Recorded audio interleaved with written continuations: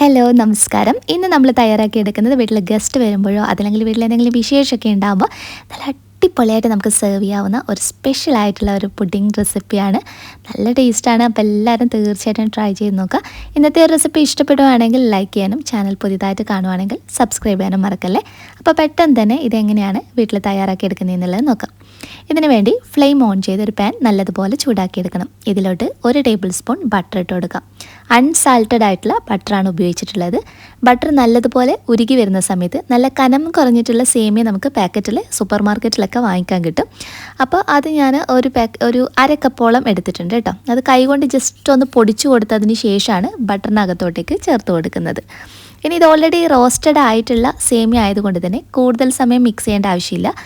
ഒരു 1-2 minute ബട്ടറിലിട്ടിട്ട് just ഒന്ന് മൂപ്പിച്ചെടുത്തതിന് ശേഷം ഇതിലോട്ടേക്ക് നമുക്ക് ഒരു 2 ടേബിൾ സ്പൂൺ തുടങ്ങി 2.5 ടേബിൾ സ്പൂൺ വരെ പൊടിച്ച പഞ്ചസാരയും 1 ടീസ്പൂണോളം ഏലക്കപ്പൊടി, ഇതിപ്പോൾ ഏലക്കയുടെ കുരുവും പഞ്ചസാരയും ചേർത്ത് പൊടിച്ചതാണ്. ഏലക്കപ്പൊടിയായിട്ട് കയ്യിലുണ്ടെങ്കിൽ അത് തന്നെ ഉപയോഗിക്കാം.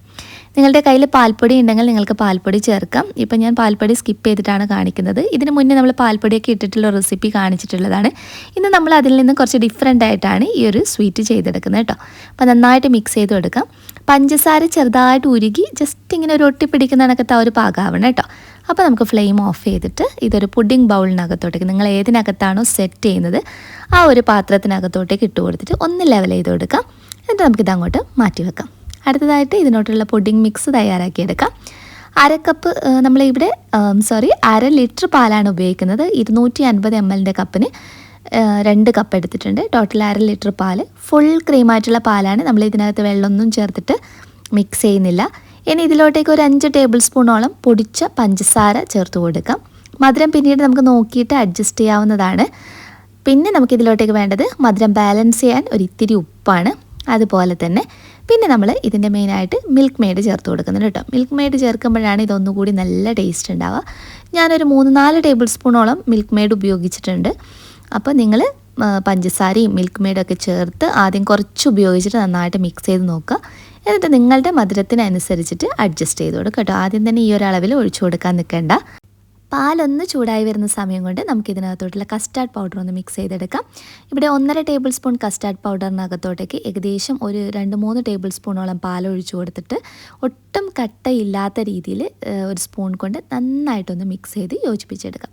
പാൽ അത്യാവശ്യം ചൂടായി തിള വന്നു തുടങ്ങിക്കഴിഞ്ഞാൽ ഇതിനകത്തോട്ടേക്ക് ഫ്ലെയിം കുറച്ച് വെച്ച് കസ്റ്റാർഡ് മിക്സ് ഒഴിച്ചു കൊടുക്കാം. ഇനി നന്നായിട്ട് കൈയെടുക്കാതെ ഇളക്കി കൊടുക്കുക. വളരെ പെട്ടെന്ന് തന്നെ കസ്റ്റാർഡ് പൗഡർ ഇട്ട് കഴിഞ്ഞ് കഴിഞ്ഞാൽ ഇത് നല്ല ക്രീമി ആയിട്ട് വരും. അപ്പോൾ തവി എപ്പോഴും നമ്മൾ കണ്ടിന്യൂസ് ആയിട്ട് ഇളക്കി കൊടുക്കുക. ഇത് അടുക്കി പിടിക്കാതെ ശ്രദ്ധിക്കണം കേട്ടോ. അപ്പോൾ ഈ ഒരു ക്രീമി പാകത്തിലായി കഴിഞ്ഞാൽ പിന്നെ ഒത്തിരി നേരം കുറുക്കിയെടുക്കേണ്ട ആവശ്യമില്ല. ഫ്ലെയിം ഓഫ് ചെയ്യാം. നമ്മൾ നേരത്തെ സെറ്റ് ചെയ്ത് വെച്ചിരിക്കുന്ന സേമിയയുടെ മിക്സിലോട്ടേക്ക് ഇതിങ്ങനെ ചൂടോടുകൂടി തന്നെ ഒഴിച്ചു കൊടുക്കാം.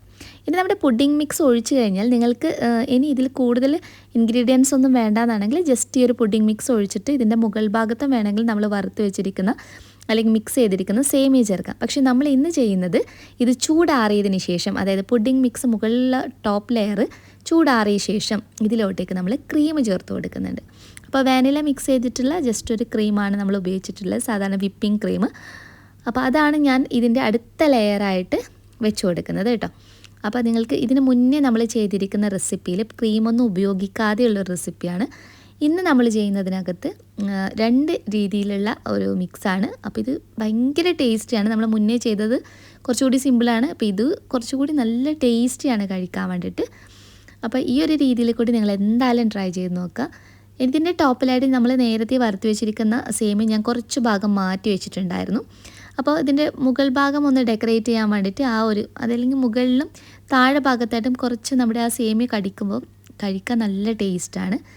അതുപോലെ തന്നെ പിന്നെ നമ്മൾ നട്ട്സ് ചേർത്ത് കൊടുക്കുന്നുണ്ട്. ഇപ്പോൾ ഞാൻ പിസ്തയും അതുപോലെ തന്നെ ബദാം പരിപ്പാണ് ഉപയോഗിച്ചിട്ടുള്ളത്. അപ്പോൾ നമ്മുടെ കയ്യിൽ ഏത് നട്ട്സാണോ ഉള്ളത്, ഏത് ഡ്രൈ ഫ്രൂട്ട്സാണോ നമുക്ക് അവൈലബിൾ ആയിട്ടുള്ളത് അത് നിങ്ങൾക്ക് ഉപയോഗിക്കാവുന്നതാണ് കേട്ടോ. നമ്മുടെ ടേസ്റ്റിനനുസരിച്ചിട്ടും നമ്മുടെ കയ്യിലുള്ള സാധനങ്ങൾക്കനുസരിച്ചിട്ടും നമുക്ക് റെസിപ്പിയിൽ ചെറിയ ചെറിയ മാറ്റങ്ങൾ വരുത്താവുന്നതാണ്. ഇനി കുറച്ച് ട്യൂട്ടി ഫ്രൂട്ടി ഇതുപോലെ ഇട്ട് കൊടുക്കാം. അപ്പോൾ അത് കാണാനാണെങ്കിലും കുറച്ച് നല്ല ഭംഗിയായിരിക്കും. ഇനി നമ്മളിത് നല്ലതുപോലെ ഒന്ന് കവർ ചെയ്ത് കൊടുക്കണം. നന്നായിട്ട് കവർ ചെയ്തെടുത്തതിന് ശേഷം ഫ്രിഡ്ജിനകത്ത് ഒരു 4 മണിക്കൂറെങ്കിലും നമ്മൾ എന്തായാലും വെച്ച് തണുപ്പിച്ചെടുക്കണം. ഒരു 4 മണിക്കൂറൊക്കെ വെക്കുമ്പോഴത്തേക്കാണ് ഇത് നല്ല സെറ്റായിട്ട് ആ ഒരു കറക്റ്റ് ടേസ്റ്റി ആയിട്ട് നമുക്ക് കിട്ടുന്നത്. പിന്നെ പുഡിംഗ് മിക്സിൽ നിങ്ങൾ ക്രീം ഒഴിക്കുന്നുണ്ടെങ്കിൽ തീർച്ചയായും ശ്രദ്ധിക്കുക. പുഡിംഗ് മിക്സ് നല്ലതുപോലെ ചൂടാറിയതിന് ശേഷം മാത്രം ക്രീമിൻ്റെ ടോപ്പ് ലെയർ ചെയ്തെടുക്കാൻ വേണ്ടിയിട്ട് ശ്രദ്ധിക്കണം കേട്ടോ. ഒരു 4 മണിക്കൂറിന് ശേഷമുള്ളതാണ്. നല്ല ടേസ്റ്റാണ് കഴിക്കാൻ വേണ്ടിയിട്ട്. അപ്പോൾ വീട്ടിലെന്തെങ്കിലും ഫംഗ്ഷൻ ഉണ്ടെങ്കിൽ നമുക്ക് തീർച്ചയായിട്ടും ഉണ്ടാക്കി കൊടുക്കാവുന്ന, ഗസ്റ്റിന് ഉണ്ടാക്കി കൊടുക്കാവുന്ന ഒരു അടിപൊളിയായിട്ടുള്ള പുഡിങ്ങാണ്. എല്ലാവരും ട്രൈ ചെയ്ത് നോക്കുക. റെസിപ്പി ഇഷ്ടപ്പെടുകയാണെങ്കിൽ ലൈക്ക് ചെയ്യുക, ഇഷ്ടപ്പെട്ടില്ലെങ്കിൽ ഡിസ്ലൈക്ക് ചെയ്യുക. നെക്സ്റ്റ് വീഡിയോയിൽ വീണ്ടും കാണാം. അതുവരെ ടേക്ക് കെയർ. Bye bye.